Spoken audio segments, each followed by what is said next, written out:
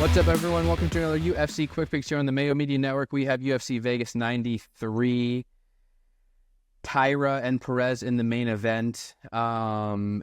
Word just came out that the Aliskerov and Trokoli fight was canceled, so I don't know why that popped into my head. But Aliskerov was minus 1,500 to win on this card. So just one quick note as we enter, the slate is just, things are changing. Things are moving around here. Aliskerov, Trokoli canceled. Doesn't change the main event. That's still Taira and Perez.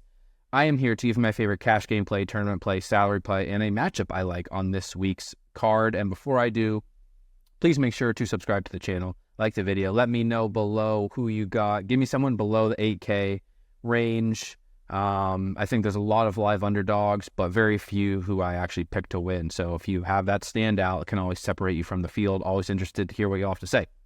All right, without further ado, let's get into my cash game play of the week. It's going to be Asu Almabayev at 9.5K. All right, Almabayev at 9.5K is the most expensive fighter on the board now with Aliskerov off. I did already like him, but I still like him in comparison to Menes and Sergey as well, who are two other big names in the top end. Both those other guys are fine in tournaments. They're very boomer bust, early knockout dependent, while Almabayev is much more grappling based. Almabayev is minus 649. 633, depending on where you look, to win against Jose Johnson. Johnson's going to be huge, by the way. Johnson's 6 foot fighting at flyweight against the 5'4" Almabayev, and this is kind of a theme with other fighters in the top end. They're small. Johnson is big, but he's going to be way bigger than Almabayev here. The problem is he gets taken down a lot. Defense takedowns at 36%. Gave up 12 takedowns to Ronnie Lawrence, 6 to Cartwright, 2 to Blackshear, 4 to Anheliger. And Almabayev is just a legit good wrestler and grappler, coming off a 9 takedown performance of his own. He's obviously a big favorite to win. Takedown score very well on DraftKings, and this looks like a favorable matchup for Almabayev. I project him as one of the highest floor ceiling combinations in a win.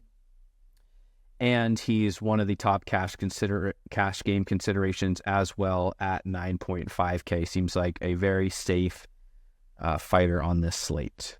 Next up, my tournament play of the week. There's a bunch of fights in the mid-range that I don't think are going to be super popular, but have some merit.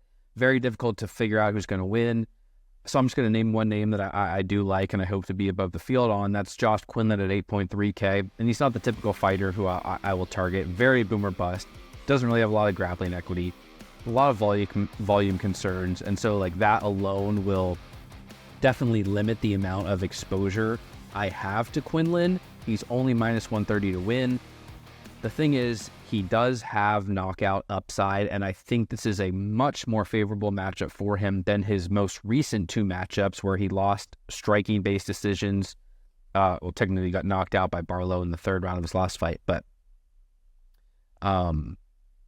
to Danny Barlow and Trey Waters, who are big, long, really, really good strikers in this welterweight division, and I'm not surprised those two gave Quinlan troubles. Fugit is also pretty big, but he's a base wrestler, and he doesn't really have a lot of striking, and he's been knocked down 3 times in 3 fights, and I just think Quinlan has a decent chance to hurt him. Will he be optimal if he doesn't hurt Fugit? No. Are his chances to hurt Fugit phenomenal? No. But he's plus 135 to win inside the distance. Shouldn't be extremely popular. Step down in competition and fighting an opponent who's gotten hurt recently. So I think he's a decent option for upside in that mid-range. Next up, my salary play of the week. I'm just going to point out the value here in Carly Giudice at 7.2K.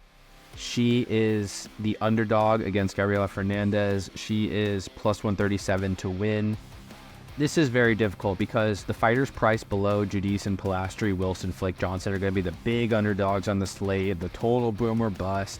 And it's fine to target those fighters, but, they are very big underdogs for a reason. The fighters priced above Giudice and Pilastri will be the popular ones, Van, the main event, Almeida, High Stand, guys with wrestling upside.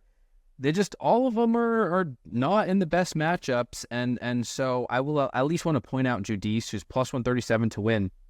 In theory, she has a much better chance to win than the majority of fighters surrounding her in price, and that's one reason to like her. I don't think she has an incredibly high ceiling, and I don't think she's a very talented fighter, which is the problem. This is a very low-level women's MMA fight, so there's no reason to be trustworthy in trusting in the skills of either side. Giudice is like a softball player turned MMA fighter, and she's not very good. But she did land like 164 significant strikes on the Contender Series in a loss. That's at least one viable path to victory for her. A base in softball maybe at least shows some athleticism. And Gabriela Fernandez has lost both her fights, basically getting dominated on the ground. I don't think Giudice is a grappler at all. I don't think Giudice is going to wrestle. I don't think Giudice is good as grappling. There's nothing to suggest she's good or bad, really. There's no evidence. But we know Fernandez is really, really bad. And